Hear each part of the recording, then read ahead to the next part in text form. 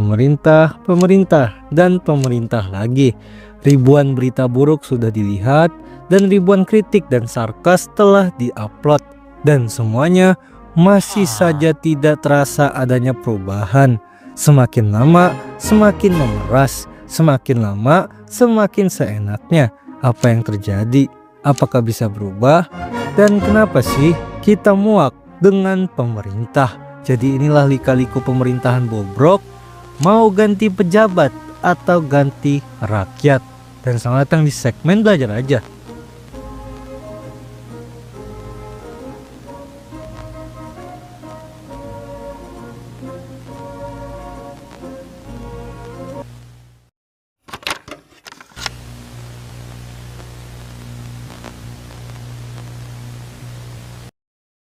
Tanah nganggur disita, rekening nganggur diblokir, rakyat nganggur, aku pergi.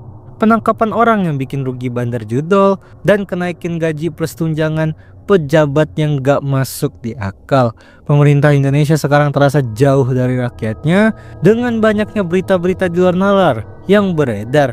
Semakin trust isu kita oleh pemerintah, bahkan mendengar kata pajak saja sudah membuat kita muak. Padahal pajak itu dari rakyat, untuk rakyat juga. Pejabat-pejabat korup tidak pernah diselesaikan tuntas, yang ujung-ujungnya negara semakin merugi. Hutang bertambah, tapi pendapatan negara menurun. Ujung-ujungnya negara mencari penghasilan dengan terus mencari celah dari rakyatnya. Dan kenapa bisa jadi begini? Semuanya sesimpel pada dasarnya negara Indonesia memanglah bermental miskin. Ingat, mental miskin.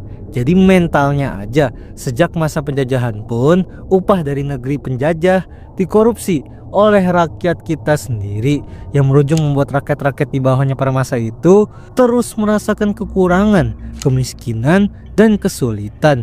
Bertahun-tahun mental ini terus dibangun sampai akhirnya menjadi sebuah lingkaran setan yang gak akan habis, yang akhirnya sejak dulu mau kalangan pejabat ataupun rakyat, kita cenderung mencari solusi yang sifatnya itu selalu saja jangka pendek, dan selalu saja jangka pendek lagi. Gak heran jika banyak pejabat yang statementnya itu aneh-aneh. Harga cabai jadi naik dan mahal, ya solusinya gak usah makan pedes-pedes. Game Roblox jadi berbahaya, ya tinggal blokir aja. Rakyat susah makan, ya tinggal kasih bansos aja. Dan masih banyak sekali statement yang semuanya terkesan nyeleneh dan ambil gampang banget. Semua itu karena mental pejabat kita selalu memikirkan solusi jangka pendek. Tidak pernah ada solusi jangka panjang yang benar-benar berarti.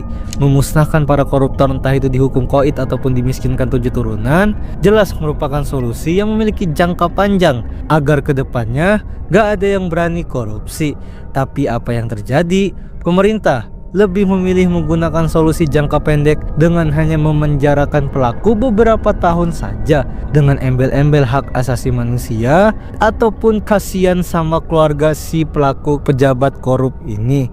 Lucunya, semua kerusuhan ini, semua kemuakan ini kadang sudah tidak ada harapannya lagi.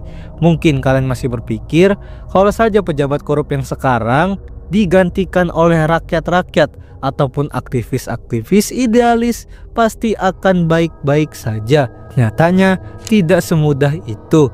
Kalian pikir pejabat-pejabat bobrok yang sekarang sedang menjabat ini yaitu dari mana? Ya memang ada yang dari nepotisme, tapi nyatanya banyak juga yang dari kalangan perwakilan rakyat, artis, influencer, bahkan ada juga yang dulunya aktivis. Tapi apa?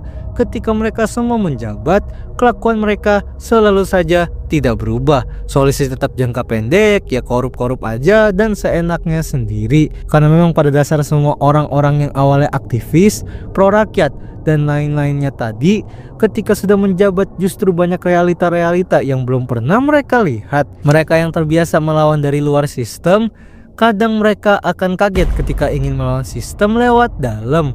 Dan ya, ternyata tidak semudah itu. Yang menujung jika ingin survive di politik ini, gak heran ujung-ujungnya mereka mengulangi hal yang sama lagi dengan pejabat bobrok tadi. Kadang ada juga pejabat yang bermental dari korban, yang ujung-ujungnya jadi pelaku. Pejabat yang dulunya adalah rakyat biasa seperti kita yang merasakan kekecewaan, pemerasan, kesulitan dan lain-lain, kini membalas dendam dengan ketika sudah menjabat untuk berbuat seenaknya saja.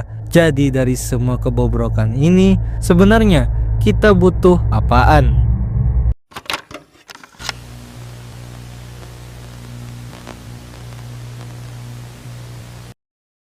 Mungkin kebanyakan kalian berpikir kalau selagi rakyatnya masih bodoh, ya jelas pejabatnya bakal bobrok terus. Jelas ya, memang edukasi ke masyarakat umum itu penting demi menaikkan kualitas SDM dan juga membuat masyarakat Indonesia yang bisa berpikir. Masalahnya, jangankan kemiskinan, kebodohan aja itu ada yang terjadi secara sistematis.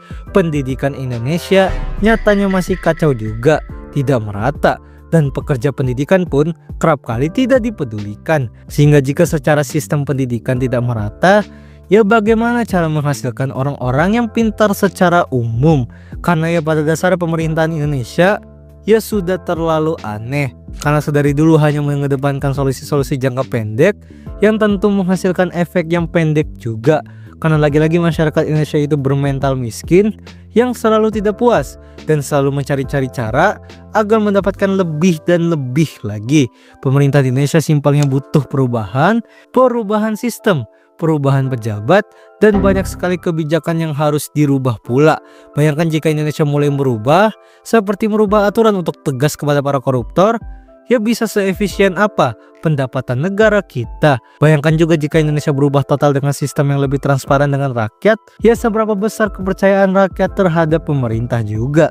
Karena kita tidak butuh sistem yang lama, sistem yang ujung-ujungnya merugikan banyak rakyat. Seperti sekarang ini, kita cinta negara kita, tapi kita hanya muak dengan sistemnya. Sehingga perubahan-perubahan seperti penguatan hukum tanpa pandang bulu, pendidikan berbasis integritas, dan masih banyak lagi yang gue disebutin tadi, jelas tidaknya rakyat memiliki harapan kepada negaranya sendiri. Tidak ada yang namanya istilah kabur aja dulu, tidak ada yang namanya Indonesia gelap, tidak ada yang namanya takut bayar pajak, dan sebagainya. Terima kasih telah menonton video ini. Gimana?